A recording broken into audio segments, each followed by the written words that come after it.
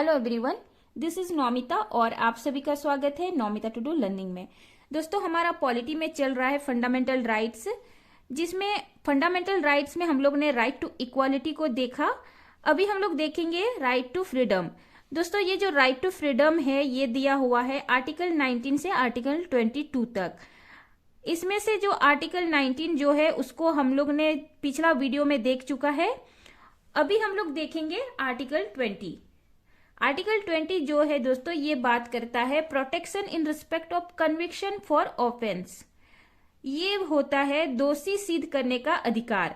मतलब एक व्यक्ति को अपना दोषी सिद्ध करने का, अपना गुनाह सिद्ध करने का, एक व्यक्ति गुनाह किया है कि नहीं किया है उसको सिद्ध करने का एक व्यक्ति के पास अधिकार है। जब तक कि गुनाह सिद्ध नहीं होता है, गुनाह साबित नहीं हो जाता है दोस्तों, एक व्यक्ति को जेल या सजा नहीं हो सकता है। तो यही बात करता है आर्टिकल 20। आर्टिकल 20 जो है एक व्यक्ति को ये प्रोटेक्शन देता है कि वो ये व्यक्ति गुनहगार है या नहीं है। इसको सिद्ध करने से पहले एक व्यक्ति को सजा कभी नहीं हो सकता है। तो ये आर्टिकल 20 जो है ये किस पे अप्लाई होता है दोस्तों? आर्टिकल 20 के तहत भारत के हर नागरिक को या तो फिर विदेशी हो या तो फिर कोई कंपनी हो, हर किसी को आर्टिकल 20 के तहत सुरक्षा मिला हुआ है कि जब तक कि कोई दोषी साबित नहीं होता है उसको कोई भी सजा नहीं मिलेगा। तो ये जो आर्टिकल 20 है ये आर्टिकल 20 के तहत ये 3 इंपॉर्टेंट पॉइंट्स आते हैं। पहला तो है no ex post facto law, दूसरा है नो डबल जियोपार्डी, तीसरा है नो सेल्फ इंक्रिमिनेशन। दोस्तों, ये बड़ा डिफिकल्ट टर्म्स लग रहे हैं लेकिन इसको अभी हम लोग सिंप्लीफाई करेंगे। पहला है no ex post facto law. No ex post facto law दोस्तों 2 चीजों के बारे में बात करता है। एक तो वायलेशन ऑफ लॉ, दूसरा पेनाल्टी के बारे में। मतलब किस हिसाब से एक व्यक्ति जब दोषी साबित हो जाता है तो उसको पेनाल्टी मिलेगा, सजा मिलेगा। तो पहला जो बात करता है दोस्तों वायलेशन ऑफ लॉ, एक व्यक्ति जब तक कि कोई कानून को तोड़ता नहीं है, कोई लॉ है उसको वायलेट नहीं करता है, तब तक उसको कोई सजा नहीं मिलेगा। किसी के पावर में आकर के, किसी के ऑर्डर से किसी व्यक्ति को सजा नहीं मिलेगा जब तक कि कोई व्यक्ति किसी कानून को तोड़ता नहीं है, किसी कानून के विरुद्ध कोई काम नहीं करता है।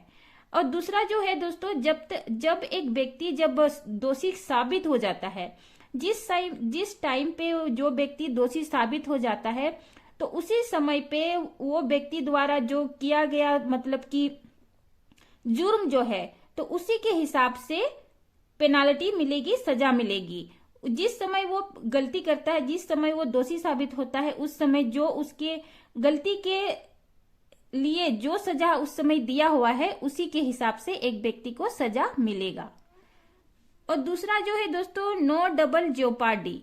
ये नो डबल जियोपार्डी जो है इसका ये मतलब होता है दोस्तों, एक व्यक्ति जब अपना जिस गलती के लिए एक व्यक्ति को सजा मिल चुका है उसी के लिए फिर से दोबारा कोई सजा उसको नहीं मिलेगा। एक व्यक्ति जब अपना गुनाह के लिए सजा भोग चुका है, सजा काट चुका है, तो फिर एक ही गलती के लिए दोस्तों एक व्यक्ति को दोबारा सजा नहीं मिलेगी। और तीसरा जो है दोस्तों नो सेल्फ इंक्रिमिनेशन से मतलब है कि किसी व्यक्ति को बाध्य नहीं किया जा सकता है कि वो अपने खिलाफ गवाही दे, और उसको सजा हो जाए। अभी हमारा है आर्टिकल 21। आर्टिकल 21 जो है बात करता है protection of life and personal liberty. दोस्तों आर्टिकल 21 जो है एक व्यक्ति का जो लाइफ है उसको प्रोटेक्ट करता है और एक व्यक्ति का जो व्यक्तिगत लिबर्टी है, व्यक्तिगत स्वतंत्रता है, उसको प्रोटेक्ट करने का काम करता है आर्टिकल 21। आर्टिकल 21 किस एरिया में प्रोटेक्शन प्रोवाइड करता है दोस्तों? गोपालन केस 1950 में इसको मतलब ब्रीफली इसको डिफाइन किया गया था। तो आर्टिकल 21 जो है एग्जीक्यूटिव एक्शन के अगेंस्ट जो है प्रोटेक्शन प्रोवाइड करता है एक व्यक्ति को।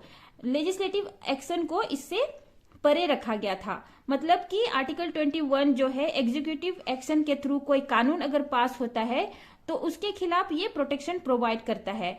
और लेजिस्लेटिव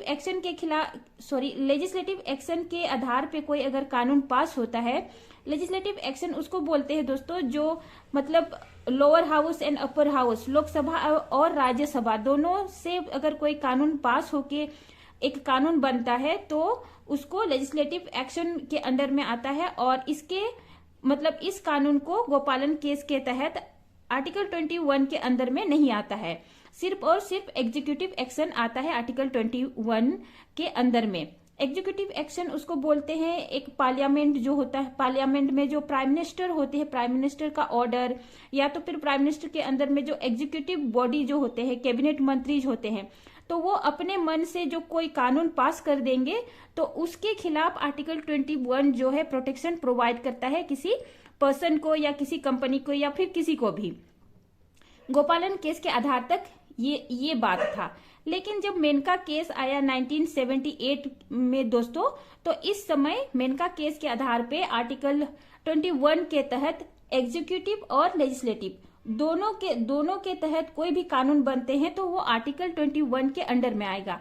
मतलब कि एक व्यक्ति का जो व्यक्तिगत स्वतंत्रता अगर हनन हो रहा है, कोई व्यक्ति का जो पर्सनल लिबर्टी उसमें हनन हो रहा है, तो ये मतलब कि सीधे सीधे एक व्यक्ति कोर्ट जा सकते हैं।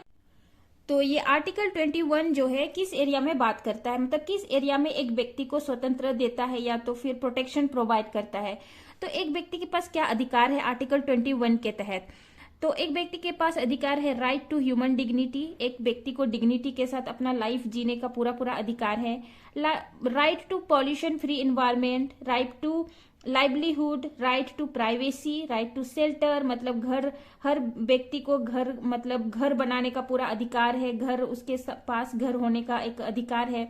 Right to health, right to education, मतलब बहुत सारा अधिकार है दोस्तों। उसमें से यहाँ को कुछ को हम लोग ने यहाँ मेंशन किया हुआ है।